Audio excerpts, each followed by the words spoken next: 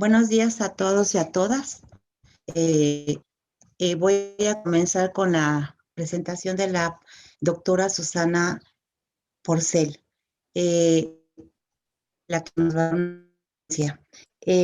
La doctora Susana Porcel García es investigadora del Departamento de Química Orgánica.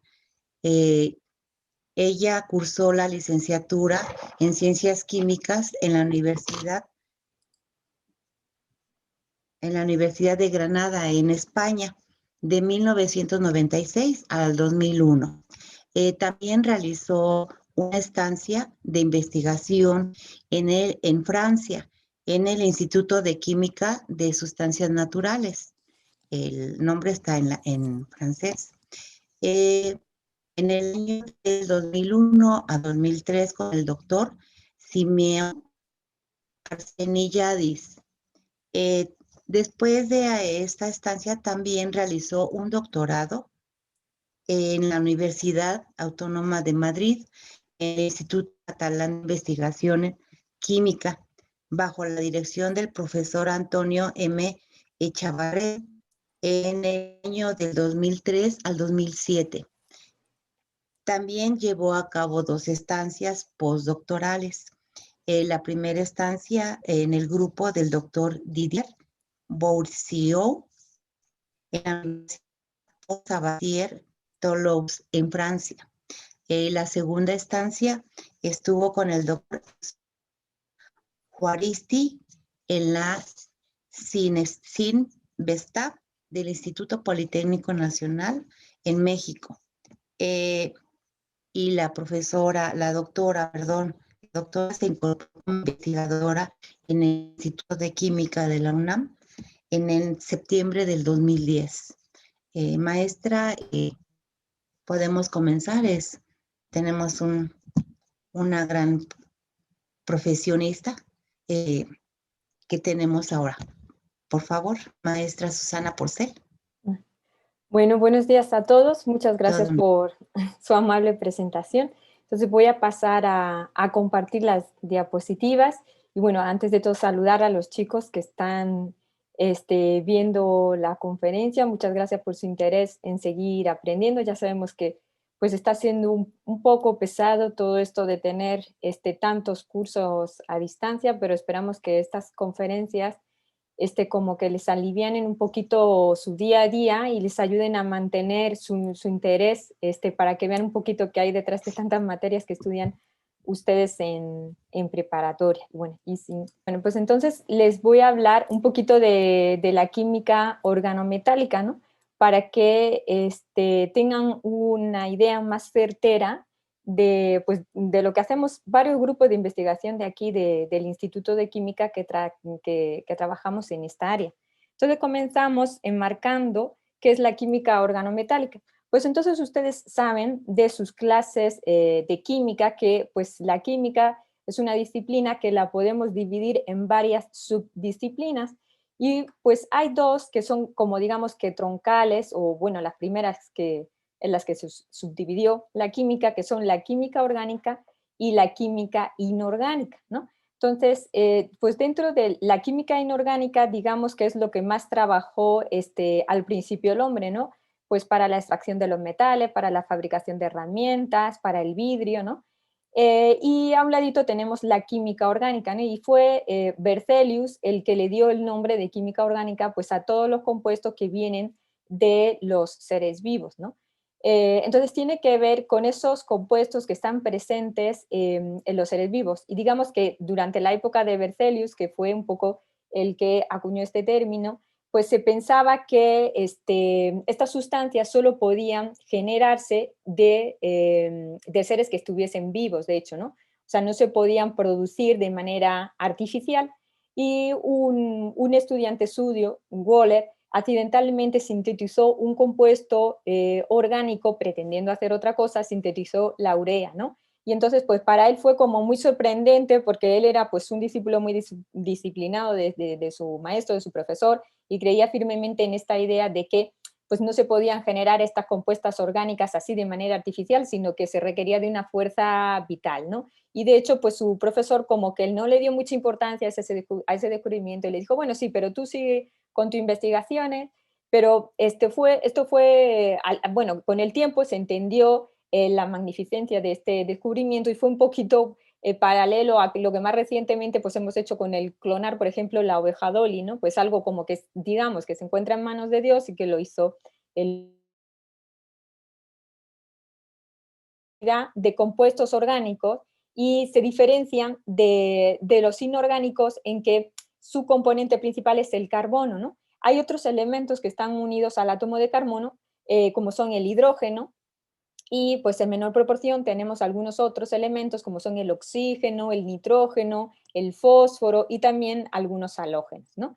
Y la variedad de compuestos se debe a, uno, a que el carbono pues es muy estable y tiene varios modos de enlazarse o unirse a los otros átomos y además también diferencia no solamente a quién se une, sino cómo se une en el espacio y esto da lugar a una gran variedad de compuestos y de hecho, pues si le echan un vistazo a la tabla periódica, pues aquí tenemos el carbono y entonces este solo elemento tiene para sí un área entera que es la química orgánica y todos los demás, o prácticamente todos los demás, lo acuñamos dentro de lo que es la química inorgánica. Entonces tenemos la química orgánica por un lado y la química inorgánica que digamos que contiene pues al resto de elementos de la tabla periódica. Pero pues resulta que estos compuestos o estos productos naturales a veces aparecen unidos a elementos que se encuentran en el resto de la tabla periódica y que funcionan desempeñando una serie de propiedades y de actividad que no son posibles si tenemos solamente los compuestos orgánicos por un lado o solamente los compuestos inorgánicos por un lado. Por ejemplo, pues dentro de nuestro cuerpo pues tenemos la proteínas, algunas moléculas como la hemoglobina, que si ven ustedes por aquí, aunque ahora mismo esto a lo mejor no lo entienden muy bien este diseño, pero tenemos toda esta estructura de aquí, donde cada uno de estos vértices, esto por economía, no se pinta, pero son átomos de carbono, ¿vale? Todos estos vértices que pintamos aquí, todos estos son átomos de carbono. Tenemos carbono, hidrógeno, que tampoco se pintan por economía, pero tenemos aquí hidrógenos y nitrógenos. Y esto sería la parte orgánica, pero también tenemos unida al hierro, ¿vale? Que se encuentra pues en compuestos inorgánicos. Y entonces ahora aquí lo que tenemos es un compuesto que se denomina organometálico y que viene de la fusión de un compuesto orgánico con un metal. Pues esto es lo que les voy a hablar un poquito de qué hacen este tipo de sustancias y que son importantes porque fijaros que pues dentro de las proteínas del organismo el 70% contienen metales, son son metaloenzimas, quiero decir las enzimas del organismo, son metaloenzimas y no por nada está ahí el metal, o sea, si la naturaleza lo puso es porque tiene una función. Nosotros en el laboratorio sintetizamos compuestos organometálicos con metales que a veces no son muy abundantes en la corteza terrestre, pero pues la naturaleza para sus funciones lo que ha hecho ha sido fijar metales que sí son abundantes, como el hierro que tienen aquí, pero pues también el cobre, a veces el cobalto, el magnesio, ¿no? Entonces la naturaleza obviamente fija los metales que están más abundantes en la corteza terrestre. Digamos esto en el nivel geológico que no encontramos a otra. Si nos vamos a otras eras, pues entonces podemos encontrar que había compuestos donde, por ejemplo, el níquel era abundante, ¿no? Porque el níquel estaba más accesible en la parte más superficial, pero después quedó un poco más adentro y quedó el hierro más afuera y entonces el hierro es ahora más importante o más comúnmente encontrado en los seres vivos de pues, la era que nosotros conocemos actualmente. Bueno, pues esto para enmarcar. Y entonces, ¿quién fue el que estudió de una manera más definida pues estos compuestos organometálicos? Pues ya fue posterior a Berzelius, obviamente, y es Alfred Wegener el primero que trata de estudiar cómo se unen estos átomos en los compuestos. Fijaros que no había una idea muy definida acerca de qué es un enlace y cómo se unen los átomos, ¿no? Yo a Berzelius apuntaba a que las moléculas estaban formadas por átomos que tenían polos opuestos, ¿no? Y Werner pues fue un poquito más allá y como que los ordenó un poquito más. Y según él, pues estos compuestos están formados por un átomo central. En principio, él ponía un catión y otra serie de átomos que lo rodean. Y que son cargas negativas, ¿no? Esto para compuestos con cargas. Entonces, digamos que tenemos un átomo central, que es un catión, y que por atracción electrostática atrae a una serie de átomos negativos y que se colocan alrededor con el objetivo de compensar esa carga positiva. Esta definición pues no es del todo siempre así porque pues podemos tener átomos que no están cargados, simplemente que son deficientes en electrones. No hace falta que tenga una carga positiva formal, sino simplemente una deficiencia en electrones y otra sustancia que sea más rica en electrones y entonces se van a orientar de manera que que la parte más rica en electrones se dirija hacia la más pobre, ¿no? Aquí tenemos pues lo que diríamos o conocemos como base de Lewis, pares de electrones no compartidos y un ácido de Lewis, que son cargas, ¿no? Y así se colocan alrededor. Entonces, en definitiva, tenemos un átomo central alrededor del cual se van a colocar una serie de átomos que son ricos en electrones y que se denominan ligandos o ligantes. Y esto va a generar el compuesto organometálico. Y ahora, ¿cómo se une el metal con esos ligantes? Pues hay diferentes modos de coordinación. Fijaros que el carbono que hemos visto en los compuestos orgánicos pues tiene 4 valencias y tiene unos modos de coordinación específicos y definidos que hacen posible una gran variedad de compuestos, pero que en los metales pues se diversifica todavía más porque tenemos una mayor cantidad de electrones y de modos en que se pueden compartir esos electrones. Entonces, me gusta poner el símil, por ejemplo, de que nuestro átomo central fuese un pulpo y cada uno de los bracitos pues son los distintos enlaces que puede formar con los átomos alrededor de los cuales se va a rodear. Entonces, por ejemplo, si yo quiero unirme a 4 átomos, ¿cómo se va a unir? Pues lo va a hacer de manera que esos átomos queden lo más alejados en el espacio posible. ¿Y esto por qué? Porque al fin y al cabo la formación de un enlace es compartir electrones, es densidad de carga, ¿no? Y las cargas negativas pues se van a repeler, entonces se van a colocar en una geometría tal que las repulsiones sean lo mínimo posible. Entonces, para un átomo colocado en el centro y 4 ligantes alrededor, pues una de las geometrías posibles es plano cuadrada, es hacer un cuadrito como este de aquí, un cuadrito donde en la posición central se sitúa el átomo metálico y se enlaza con cada uno de sus bracitos hacia los vértices donde se colocarían estos ligantes de tal manera que así están lo más alejados posible, ¿no? Aquí tenemos una molécula que es el cisplatino, que es un anticancerígeno, que luego lo vamos a ver, y que está unido de esa manera con esos ligantes. Entonces, si veis aquí el platino, pues aquí el platino no tiene una carga formal positiva, ¿vale? Aquí no tiene una carga formal positiva, pero sí es deficiente en electrones y necesita enlazarse con otros 4 átomos. ¿Quiénes? Pues átomos de cloro que son ricos en electrones, tienen pares de electrones no compartidos. El nitrógeno también tendría un par de electrones no compartido por aquí, con el cual se une al platino. En este caso, los nitrógenos solo dan electrones y en este caso, pues sería un enlace más como el que se conoce como covalente, donde el cloro y el platino están compartiendo estos electrones. Entonces, para 4 ligantes podemos tener esta geometría, pero podemos también tener otra. Y entonces vamos a poner aquí, en otra diapositiva, ¿no? Pues que dependerá la geometría de quiénes sean los ligantes y también de a cuántos de ellos me puedo unir, ¿no? Por ejemplo, si tenemos 8, pues vamos a ver qué tipo de geometría podemos formar, ¿no? Si tenemos solo 2, pues es una geometría lineal. El metal estaría en el centro y los otros 2 ligantes estarían a lados opuestos, a 180 grados.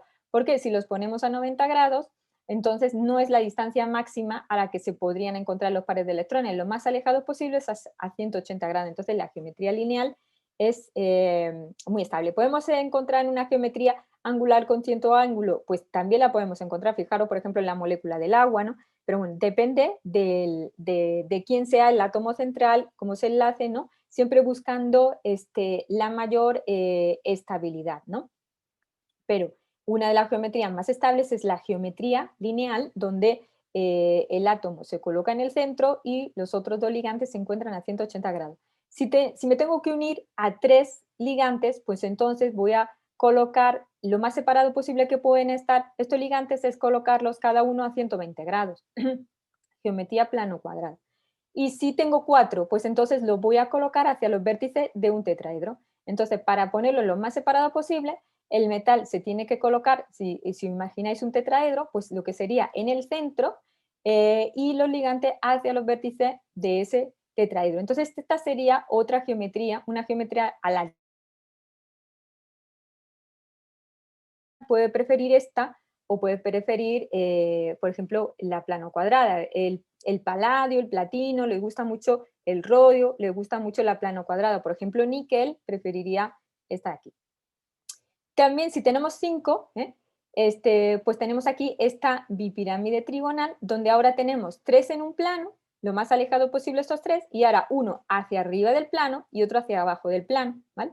En los vértices opuestos. Y de esta manera, pues estos 3 que están en el plano están lo más alejados posible, y los otros 2 que sobran, pues lo más alejados posible es uno por encima del plano que dibujan estos 3 y otro por debajo del plano. Aquí tenemos también con una unión a 5 ligantes, que nosotros lo llamamos coordinación 5, ¿no? Pues también podemos tener una pirámide de base cuadrada, es decir, 4 lo más alejado posible entre sí en un plano, como la que hemos visto antes, y el quinto que se encuentre por encima del plano dibujado por los otros 4. Y por último, con 8, pues encontramos un octaedro. Tenemos 4 en un plano y los 2 que sobran se van a colocar lo más alejados posible, pues sí, uno hacia arriba y otro hacia abajo. También hay otras geometrías, ¿no? Podemos complicarlo un poco más, pero esto sirve de referencia para comprender cuál es el modo en que esos ligantes se van a unir al átomo central. Y como digo, siempre hay un átomo central que tiene una deficiencia de carga. También podemos encontrar compuestos organometálicos donde haya 2 átomos deficientes en electrones y rodeados de ligantes, y puede haber interacción o no entre esos átomos metálicos, ¿vale? También y se consideran pues complejos bimetálicos, trimetálicos, ¿no? Pero para no irnos a lo más complicado, sino a lo más sencillo y que además son muy numerosos, pues tenemos estos complejos monometálicos donde tenemos un átomo central, que es un metal de transición, y después tenemos los ligantes que vienen a compensar esa deficiencia de carga que tiene ese metal. Y esto pues ustedes ya saben la regla del octeto, ¿no? Que los átomos tienden a obtener su capa cerrada, ¿no? Su última capa cerrada, completa de electrones. Pues los metales de transición tienden a completar su última capa, solo que ellos tienen que completar no solo la S y la P, sino también la D.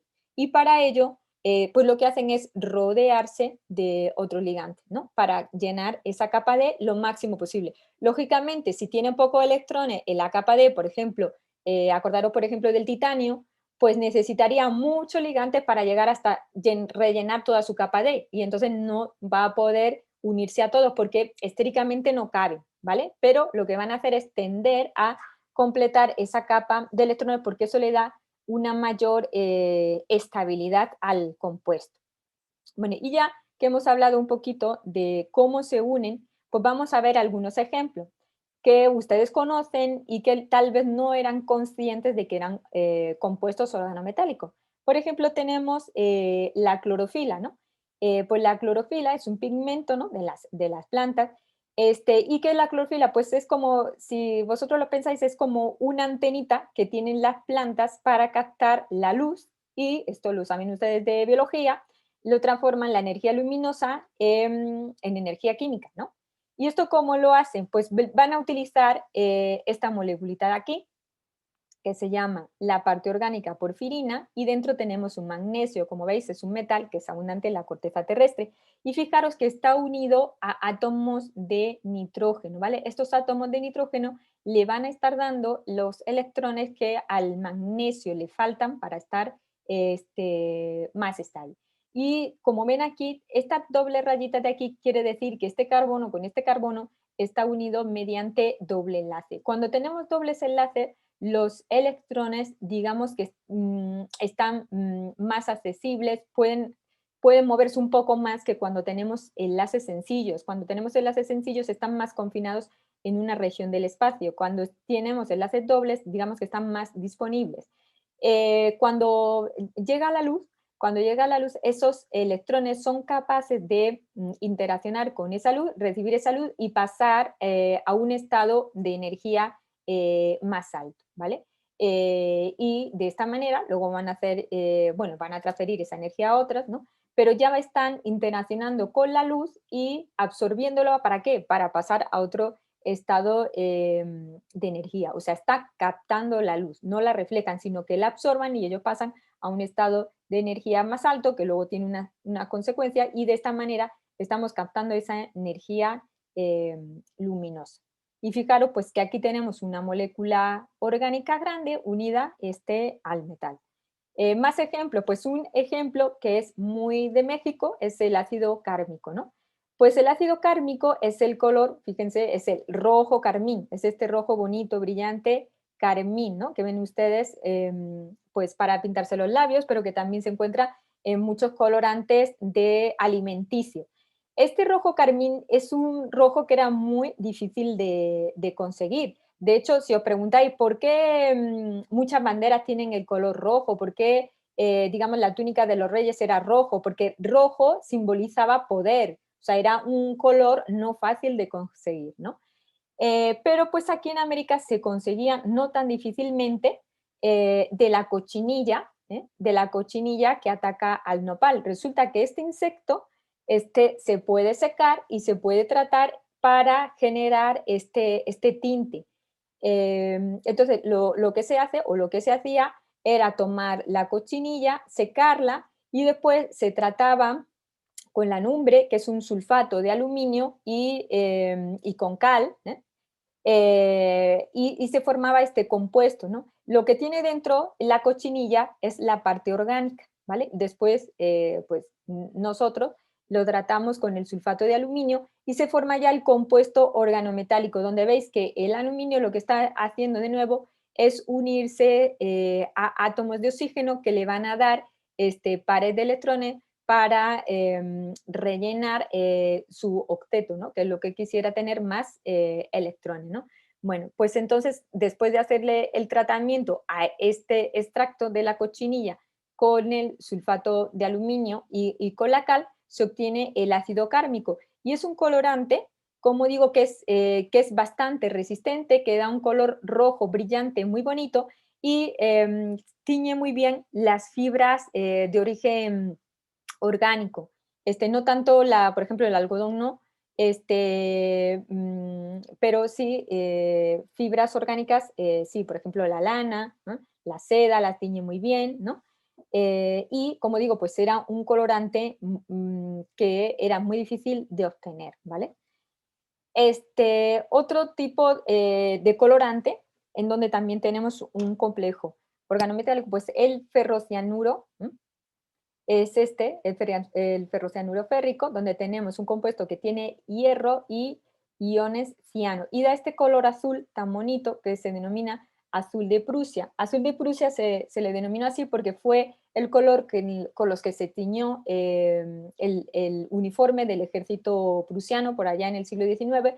Este ejército pues era un ejército que se quería como profesionalizar, ¿no? Y entonces pues se le dio un color a su uniforme, que es este azul, que tampoco era fácil de conseguir y que vosotros lo podéis ver también en el cuadro de La noche estrellada de Van Gogh, también es el azul que veis en este tipo de bolígrafos o aquí en esta quinceañera, ¿no? Es este color como entre azul y morado que es muy bonito.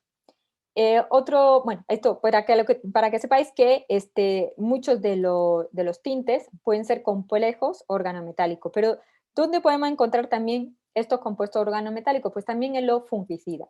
Los fungicidas pues tienen muy mala fama, porque pueden dañar el medio ambiente, ¿no? Pero fijaros que pues antes de que existieran, pues la cosecha de trigo, de maíz o de patata, podían perderse completamente por el ataque de hongos y mohos. Y esto era grave y serio porque provocaba hambrunas, ¿no?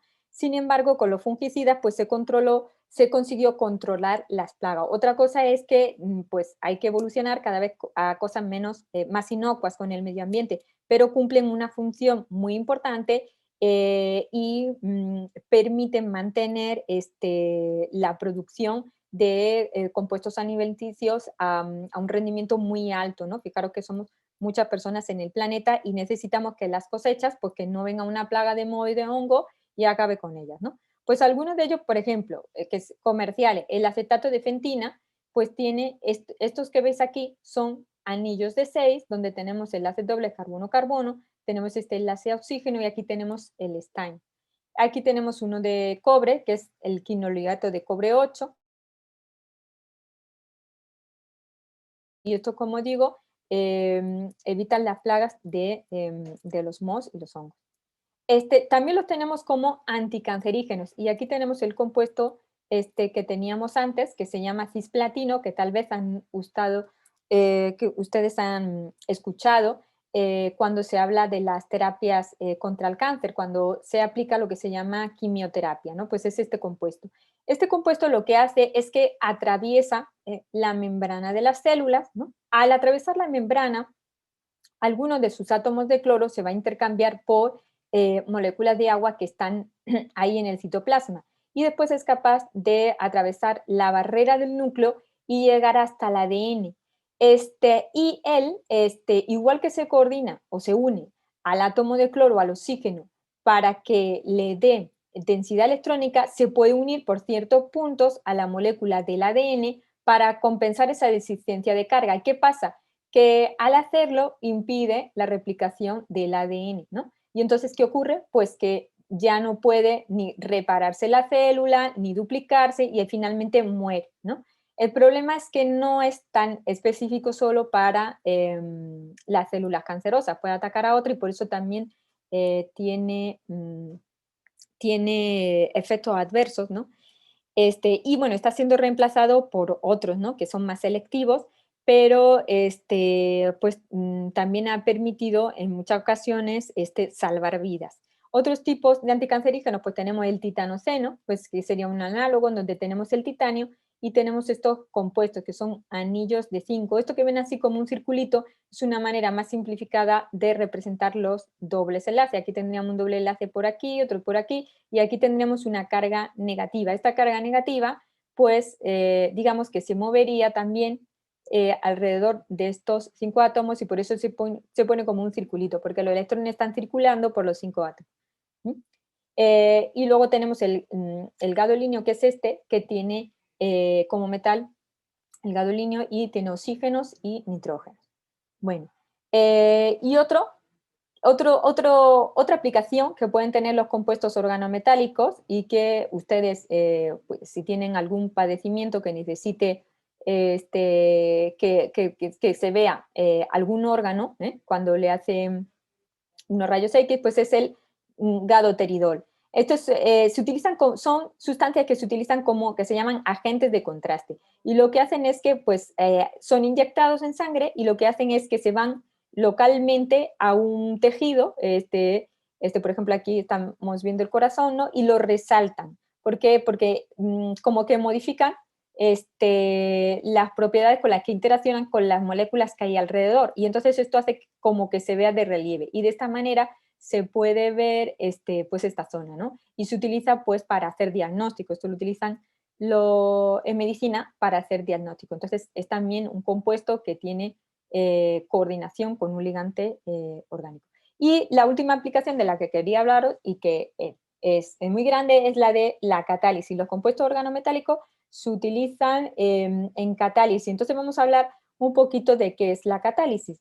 Pues la catálisis, este término también lo acuñó Berzelius ya, y significa acelerar un proceso, acelerar un proceso. Imagínense ustedes que se encuentran aquí y hay aquí un acantilado inmenso y necesitan ir desde un punto hasta otro punto. Pueden hacer dos cosas. Uno, bajar el acantilado y subir el otro, lo cual le va a requerir muchísima energía, o bien subirse cómodamente en este tren que le lleva de un punto a otro. Pues el catalizador sería como este trenecito que hemos pintado aquí, ¿no? porque lo lleva a ustedes de un punto al otro y él no se modifica en el proceso. Después de dejarlo a ustedes, puede volver a por otro, ¿no? Y así. Y lo que hace es bajar mucho la energía que requerirían ustedes para pasar de un punto al otro si no existiese este tren con este puente elevado, ¿no? Entonces, un catalizador es una sustancia que va a permitir una transformación con una menor energía, normalmente más veloz, y él no se modifica en el proceso, sino que se recupera al final del mismo, como el tren. Nos bajamos del tren y él vuelve de nuevo al inicio y recoge más pasajeros. Entonces aquí tenemos lo que sería una transformación química, tenemos unos reactivos que se van a transformar en unos productos. Y entonces ven ustedes aquí esta curvita, ¿no? Esto es lo que llamamos nosotros curvas de energía, en las cuales representamos en una de las coordenadas cómo se modifica la energía a lo largo de la reacción y otro el avance de la reacción, cómo en el tiempo, ¿no? En el tiempo, cómo se van modificando estos reactivos a lo largo del tiempo. Primero chocan, unos enlaces se van a debilitar y se va a permitir la formación de otros, ¿no? Pero hay un punto que es este de aquí, que es lo que llamamos energía de activación, que es la energía mínima que se requiere para que tenga lugar este proceso. Si no alcanzo este punto, la reacción ya no puede llegar hasta el final. Esto es lo mismo como, por ejemplo, cuando ustedes visualizan, por ejemplo, un choque con un árbol. Si yo choco despacito, pues nada, choco y me voy a hacer reversa y me voy a separar. Y el árbol y mi coche o mi carro quedan exactamente igual. Pero si choco muy fuerte, pues puede ocurrir que el árbol se caiga y que mi coche pues se rompa. Entonces, si choco con la suficiente energía, después del choque ni el árbol ni el carro quedan igual, quedan diferentes, ¿no? Pues entonces esta energía sería la energía mínima necesaria como para que después de esa colisión ya no puedan quedar iguales, ¿no? Las moléculas ya no simplemente van a cambiar de trayectoria porque chocaron, sino que se transforman en otra cosa. Entonces esa energía depende del camino que estoy haciendo. Si encuentro algo como por ejemplo un catalizador, el catalizador va a buscar un camino que tenga una energía de activación más pequeñita, ¿vale? Que le cueste menos. Y esto va a hacer que el proceso sea más rápido. Lógicamente, yo voy más rápido si tomo el tren que si hago todo el caminito solito. No, pues es lo mismo. El catalizador acelera el proceso porque encuentra una vía alternativa, ¿de acuerdo? Bueno, pues como ejemplo de catálisis, pues hay, muy importante es la formación del amoníaco. El amoníaco se puede obtener o sea, de hecho se obtiene de compuestos orgánicos, ¿no? Por putrefacción. O sea, los alquimistas ya obtenían el amoníaco. Ellos, pues, digamos que cuando se hacía alquimia, pues iba mezclado mucho la ciencia con la creencia, con la religión, estaba todo mezclado en uno. Fijaros que igual que antes también se mezclaba la religión y la política, ¿no? Pues ahí la ciencia y la religión y las creencias estaban muy, muy mezcladas también. Pero pues ellos dieron avances a la química en su manera y ellos pues eran capaces de obtener amoníaco calentando a lo mejor pezuñas o pelos, obtenían amoníaco y bueno, y pues y luego eran capaces de solubilizarlo en agua y ya obtenían por ahí el amoníaco. Entonces, el amoníaco se obtiene a partir de la descomposición de la materia orgánica. Pero si nosotros necesitamos amoníaco en gran cantidad, ¿de dónde lo obtenemos, no? Y esto es lo que pasó durante la Primera Guerra Mundial, ¿no? Por los suministros de nitratos, pues no se podía acceder a ellos por lo mismo de la guerra, y entonces en Alemania se plantearon a ver si era posible obtener amoníaco combinando los dos elementos del que está formado, el nitrógeno y el hidrógeno, ¿no? Y pues sí, tuvieron éxito y consiguieron sintetizar amoníaco uniendo esos dos gases, pero requirieron para ello que unos catalizadores de hierro y de aluminio, aquí no tenemos todavía una molécula orgánica, pero es como ejemplo de catálisis, y esto lo hacían a presiones muy elevadas y a temperaturas muy elevadas. Fijaros que al final se desprende energía en el proceso, ¿no?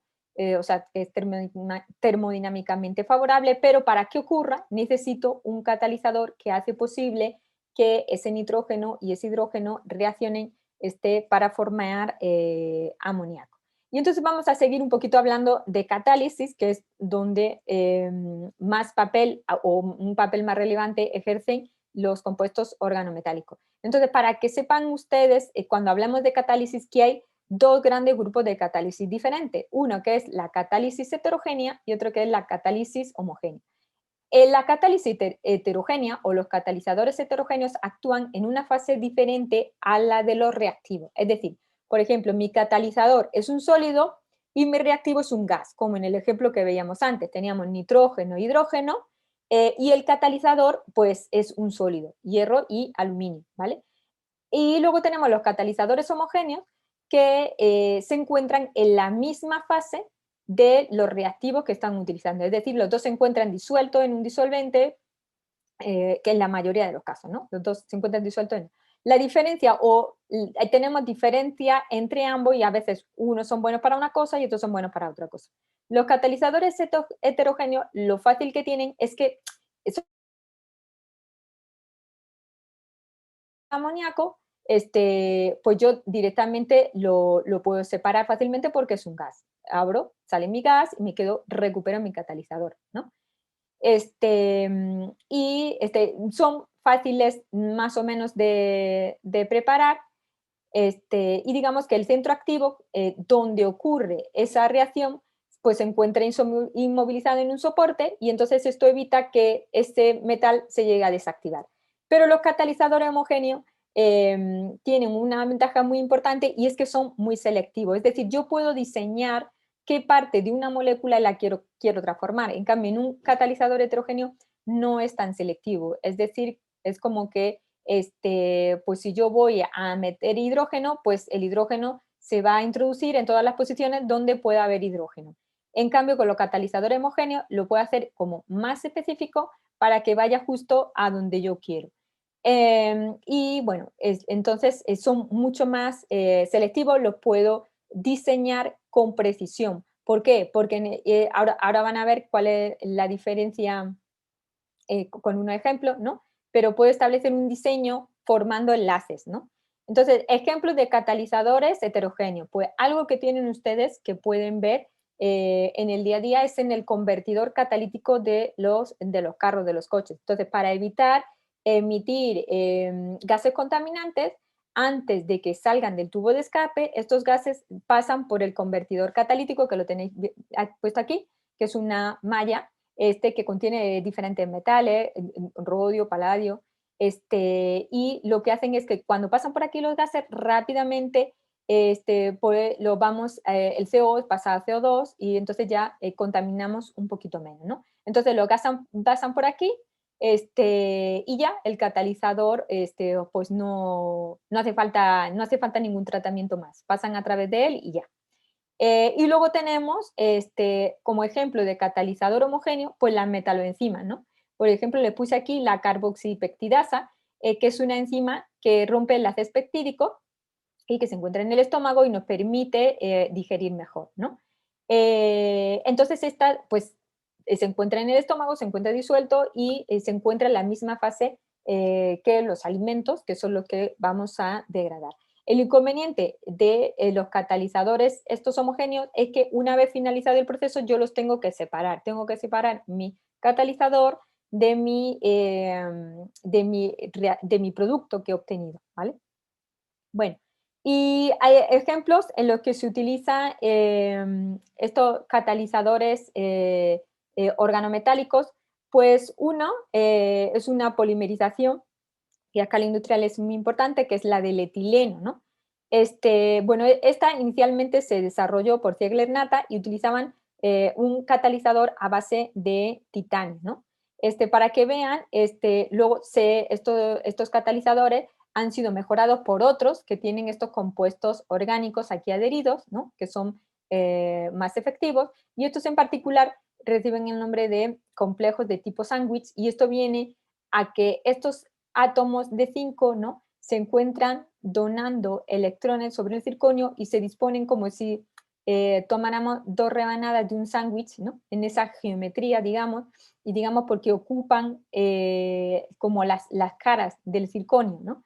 Y por eso se llaman de tipo sándwich. Tenemos como dos partecitas que protegen al átomo de circonio y le están dando densidad electrónica, ¿no?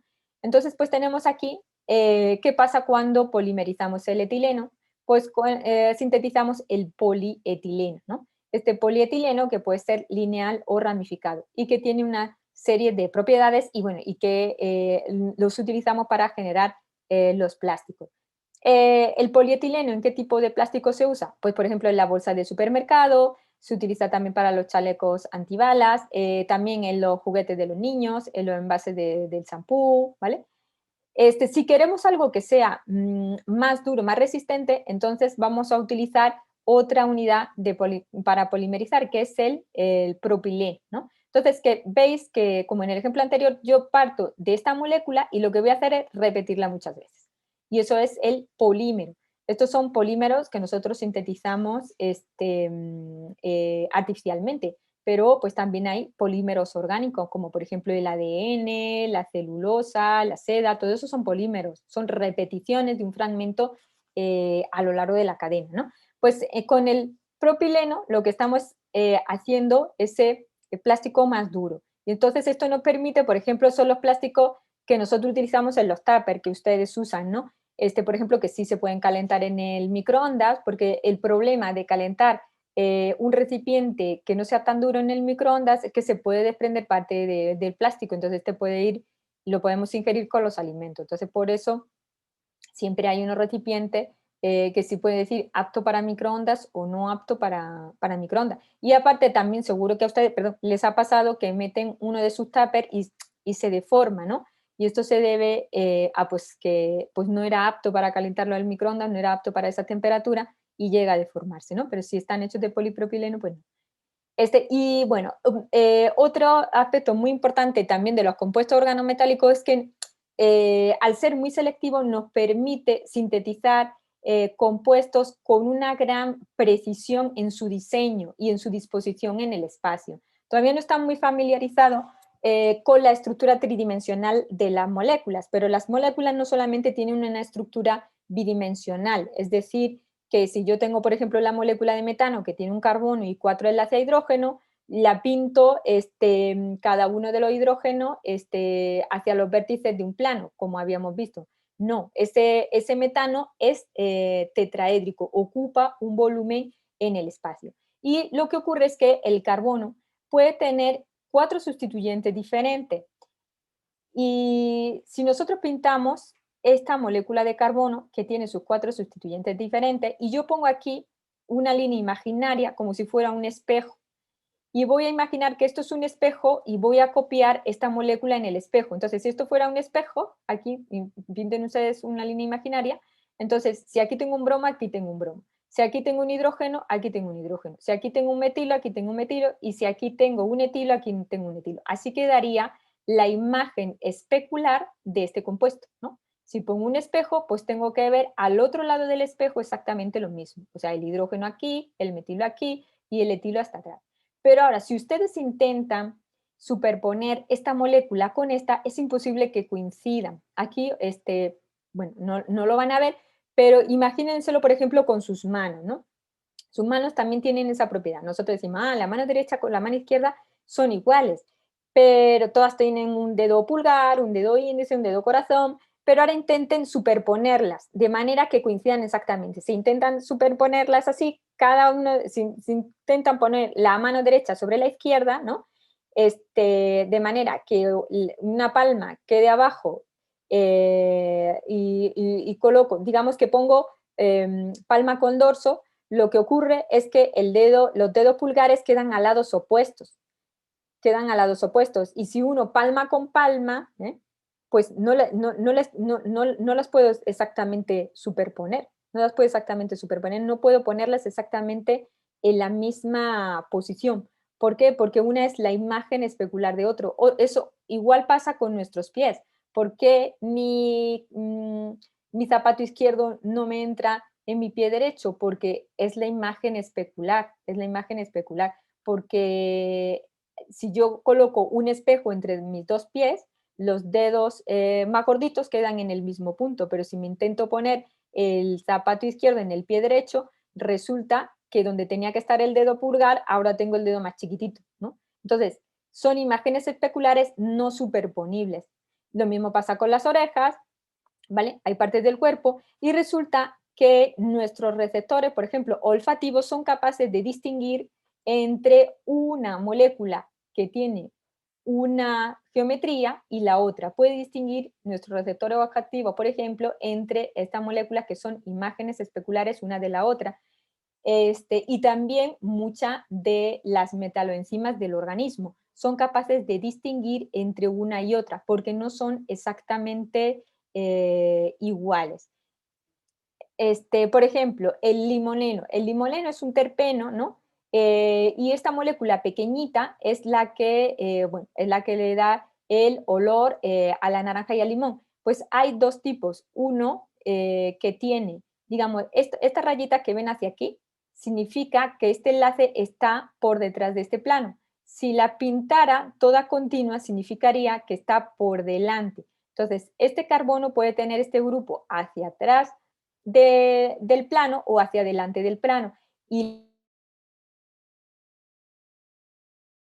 el otro me da olor a limón. O sea, nuestra nariz es capaz de distinguir que esas dos moléculas, que aparentemente son iguales, que solamente se diferencian en que en una, este grupo está hacia adelante del plano y otro hacia detrás, me dan olores diferentes. Me dan olores diferentes. Bueno, pues para construir esa molécula, le quería comentar, o sea, cuando uno va a suministrar un medicamento al organismo, tiene que ser muy fiel a la molécula que quiere sintetizar. Tanto es así que si hay alguno de los carbonos que presenten esta propiedad, que tenga sus 4 sustituyentes diferentes, tengo que suministrar solamente uno de ellos. No me vale suministrar los dos, aunque los dos grupos sean exactamente iguales. Simplemente el hecho de que uno esté orientado hacia un lado y el otro hacia el otro puede tener reacciones diferentes. En el mejor de los casos, uno de los compuestos puede tener actividad y el otro no, pero en el peor de los casos puede resultar que uno de ellos puede ser nocivo. Y esto ocurrió, por ejemplo, con la talidomida. La talidomida era un medicamento que se suministraba a las embarazadas para evitar las náuseas de los primeros meses. Pues se suponía que era algo medio inocente, ¿no? Simplemente para evitar náusea, pero provocó malformaciones en los fetos, en las mamás que tomaron el medicamento, porque se tomaba como una mezcla de compuestos que tenían los grupos hacia las dos posiciones. Entonces, desde este efecto fue muy, muy llamativo, la industria farmacéutica, y entonces se tiene muchísimo cuidado de que cuando se administra un medicamento, pues sea exactamente uno y no la imagen especular, en el caso de que podamos tener compuestos que son uno, la imagen especular del otro, ¿de acuerdo? Y entonces, sintetizar la molécula con ese grado de sofisticación, es decir, no solamente qué enlaces están unidos a qué átomos, sino en qué orientación en el espacio, esto lo pueden hacer los catalizadores homogéneos, porque ellos pueden crear una cavidad en el espacio que hace que se creen enlaces en la dirección que ellos quieren. Por ejemplo, vemos aquí para sintetizar el aspartame, ¿no? Que es un edulcorante, ¿no? Artificial. Pues para sintetizar este compuesto, uno de los precursores es este compuesto de aquí. Y fijaros que aquí tenemos un carbono que tiene 4 grupos diferentes. Contamos 1, 2, 3 y 4. Son 4 diferentes. El que da lugar al aspartame, que tiene sabor dulce, posee el hidrógeno hacia atrás del plano, ¿vale? Y yo lo tengo que colocar ahí. ¿Y esto cómo lo hago? Pues esto lo voy a hacer a partir de un precursor que tiene un enlace doble carbono-carbono utilizando una molécula de hidrógeno. Pero si yo pusiera, por ejemplo, un catalizador de paladio sobre carbono, que es un catalizador heterogéneo que se utiliza mucho en reacciones de hidrogenación, obtendría los dos compuestos, el que tiene el hidrógeno hacia adelante y el que tiene el hidrógeno hacia atrás. ¿Por qué? Porque este compuesto es plano y existen dos posibilidades en las cuales puede entrar ese hidrógeno. Sin embargo, yo solo quiero una. Y eso lo consigo con un catalizador homogéneo, que es un compuesto, es un complejo que tiene como átomo central rodio y como ligante tiene esta diamina. Esta diamina, si veis, también tiene carbonos que tienen 4 sustituyentes diferentes. Este carbono de aquí tiene 1, 2, 3 y hacia atrás un hidrógeno, ¿no? Pues este ligante se va a unir al rodio de una manera determinada en el espacio, haciendo que cuando facilite la hidrogenación solamente entre por una posición y no por la otra. Y de esta manera lo puedo tener únicamente esta molécula y esto le da un valor muy, muy grande a estos compuestos organometálicos homogéneos. Quiero que vean algunos medicamentos más en los que se ha usado, por ejemplo, la L-Dopa. La L-Dopa es un medicamento que se usa para evitar el Parkinson. Aquí también tenemos como reacción clave una reacción de hidrogenación. Podría ser incluso una estructura un poco parecida a la anterior. Tenemos de nuevo un doble enlace carbono-carbono y lo que queremos es que el hidrógeno quede hacia atrás. Pues esto lo voy a hacer de nuevo utilizando este ligante chiral, ¿vale? Que me permite introducir el hidrógeno por una de las caras. Otro medicamento que también necesitamos que sea solamente uno de sus compuestos, una de las imágenes especulares, ¿no? Bueno, que nosotros ya hablando con mayor definición llamamos enantiómeros, ¿no? Los dos compuestos que son uno en la imagen especular del otro los llamamos enantiómeros. Bueno, pues en el naproxeno tenemos otro carbono que también tiene 4 enlaces diferentes, 1, 2, 3 y 4, hacia aquí tendría un hidrógeno, y yo necesito ahora que el hidrógeno se encuentre hacia adelante, ¿no? Pues también lo sintetizamos con un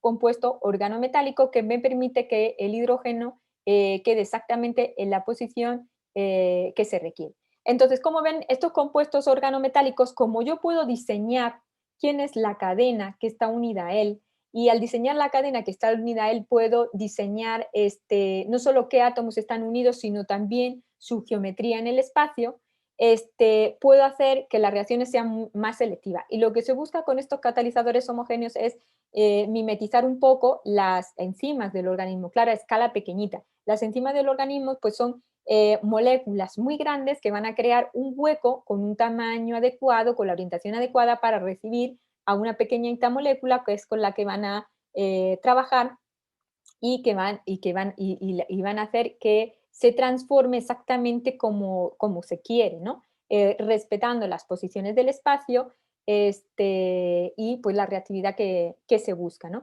Entonces, muchos compuestos en la naturaleza tienen esta propiedad de que tienen sus 4 sustituyentes diferentes y que existen y que el producto que genera la planta pues es solamente uno de la pareja, uno de los enantiómeros. ¿Y por qué? Pues que están generados a partir de enzimas, ¿no? Que tienen esta capacidad de diseñar en el espacio estratégicamente los enlaces.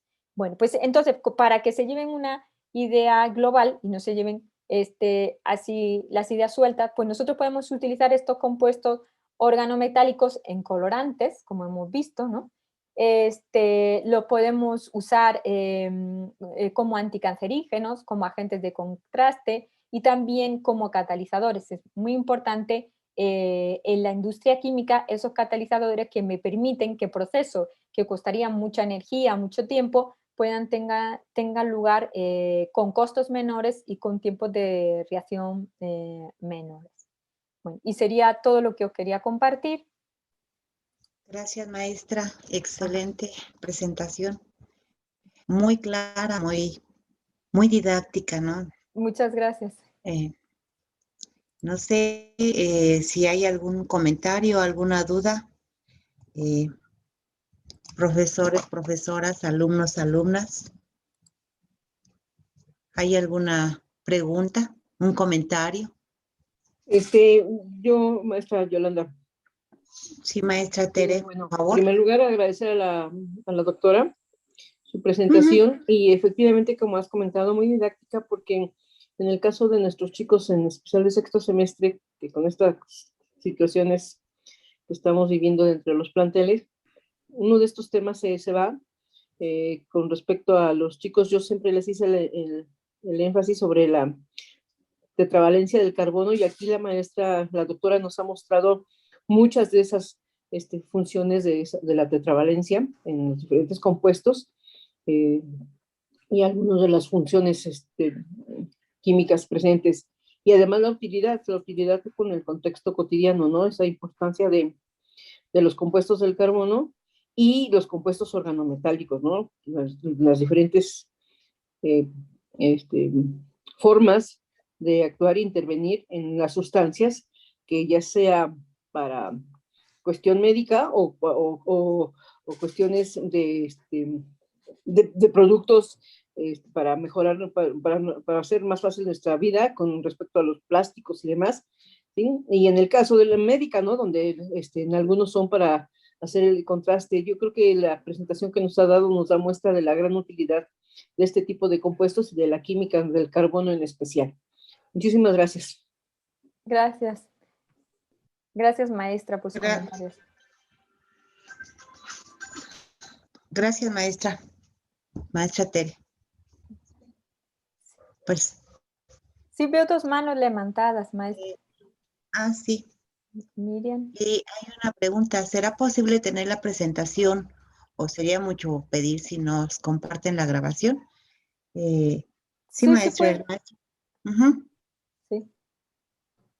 El maestro Virgilio va a estar encargado, ¿verdad, profesor? Sí, bueno, con la grabación pueden contar con ella, no hay ningún problema. Ellas, a través de los compañeros maestros, maestras, les estaremos compartiendo el enlace. Ya también decía al inicio la maestra Marcela Figa que también hay un canal del Instituto de Química donde se están subiendo las conferencias y no solamente ellos, sino también otra de las actividades que llevan a cabo. Entonces pueden contar con ello. En cuanto tengamos el enlace, se los compartimos a través del correo con el que se registraron. Sí, hay 2 manos levantadas. No habría problema. Gracias, maestro Virgilio. Maestra Berta, por favor. Hola. Sí, gracias. Buenos días. Ya. Sí, doctora, quisiera saber en este contexto, hablaba de los agentes de contraste. ¿Qué efecto tienen sobre el riñón? Porque para hacer algunas pruebas de depuración, pues siempre piden la creatinina. ¿Qué efecto pudieran tener en riñón esos medios de contraste si no está funcionando bien riñón? ¿Sí tiene alguna información? Muchas gracias. Bueno, ¿qué efecto adverso? La verdad es que no estoy 100% informada. Sé que, bueno, la mayoría, bueno, pues están bien evaluados para que sean inocuos y como un día o 2 son suficientes para excretarlos, ¿no? Gracias, muy amable. La maestra Miriam Soto tenía levantada la manita hace ratito, ya no va a preguntar. Muchas gracias, maestra. Lo que pasa es que una disculpa por no abrir ni video ni nada, tengo problemas de señal. Quiero felicitar ampliamente a la ponente, es una magnífica presentación y pues bueno, solamente reiterar que sean tan gentiles, si es posible, de compartirnos el enlace de esta grabación o de la presentación, según sea el caso. Muchísimas gracias. Felicidades a la ponente. Sí, muchas gracias. Yo con gusto les comparto la presentación. Si me indican a quién se la debo subir, se las comparto. Sí, no tengo ningún problema. Yo creo que sería con los organizadores, tal vez el maestro Virgilio, y si el maestro es tan gentil de hacérnosla llegar posteriormente, pues se lo vamos a agradecer mucho, abusando de su amabilidad. Sí, no se preocupen, sí. Sí, gracias. Bueno, creo que ya no hay participaciones, ¿verdad? No hay. Sí, ok. Bueno, pues doctora Susana, de verdad, muy agradecidos por su tiempo y por esta conferencia donde abarcó aspectos muy interesantes, que bueno, en mi caso había algunas cosas, o varias cosas que no sabía ahora que estuvo usted señalando esto. Muy interesante la plática. Espero que para todos nuestros compañeros maestros y alumnos también haya despertado el interés y la curiosidad y sobre todo pues que nuestros alumnos se lleven parte de esta información y que vean todo lo que se puede hacer aún dentro de la química o dentro del campo de las ciencias, que no todo está acabado y entonces pues es una oportunidad de desarrollarse ahí, sobre todo pues los alumnos que están para terminar el bachillerato e irse a la facultad y los que apenas van al último año del bachillerato o también les puede servir como una orientación para alguna de las carreras del área científica. Y para finalizar, quiero agradecerle, doctora Susana Porcel, maestra Marcela Figa, el apoyo que nos brindaron durante este semestre para esta serie de conferencias que tuvimos y que, bueno, agradecer definitivamente también a los impartidores porque, pues, en estas circunstancias que estamos también mostraron mucha disposición para realizarlas. De verdad que estamos muy agradecidos por ello y desde luego, pues, el apoyo que el Instituto de Química, en particular la maestra Marcela Figa, pues también dieron para poder llevar a cabo esto, ¿sí? También quiero agradecer a todos mis compañeros, jefes de sección, que nos estuvieron apoyando para hacer posible esta serie de conferencias, las mismas que les compartiremos los enlaces para que ustedes puedan verlas o bien compartirlas con sus alumnos si alguien más las quiere ver. Pues también, como bien decía la maestra Marcela Figa, hay un canal de YouTube que tiene el instituto y bueno, también nosotros como secretaria auxiliar tenemos un canal de YouTube donde también podremos compartir estas actividades. Entonces, si no hay más preguntas, les reitero mi agradecimiento. Maestra Marcela, de verdad, Figa, muy agradecidos. Doctora Susana Porcel, muchas gracias. Y maestra Yolanda, pues gracias por la moderación de esta sesión. Y a los compañeros maestros que nos estuvieron acompañando en cada una de las ponencias, pues también les agradecemos su asistencia, su participación y a los compañeros alumnos y alumnas, pues también muy agradecidos por estar presentes en esta serie de conferencias. Maestra Marcela Figa, si usted quisiera comentarnos algo, se lo agradeceríamos. Bueno, pues yo solamente pues agradecer la oportunidad que nos dan de podernos acercar a todos los alumnos de CCH. Pues creo que con todos los conocimientos, la experiencia que tienen los investigadores del Instituto de Química, pues creo que es algo muy valioso, ¿no? El que puedan compartir todos esos conocimientos, todas estas expertise que tienen pues con los alumnos, ¿no? Para que los alumnos puedan ir acercándose, ¿no? A lo que es la investigación, lo que es el día a día del trabajo que hace un investigador dentro de un instituto. Entonces, bueno, agradecerle a la doctora Susana Porcel, pues por su tiempo, su dedicación, al igual que a todos los investigadores del instituto que han estado contribuyendo y bueno, sobre todo a ustedes, ¿no? A los profesores del CCH, al maestro Virgilio, al doctor Barajas, ¿no? Que nos abren las puertas todos los semestres, ahora que están los chicos también participando en la semana web y con todas estas conferencias para nosotros es un placer realmente trabajar con ustedes y que nos den la oportunidad de acercarnos a los estudiantes, ¿no? Y compartir un poquito de todo eso que sabemos, ¿no? Muchas gracias a ustedes por todo. Muchas gracias, maestra Marcela Figa. Y pues si no hay algún otro comentario, les agradecemos a todos y que tengan muy buen día.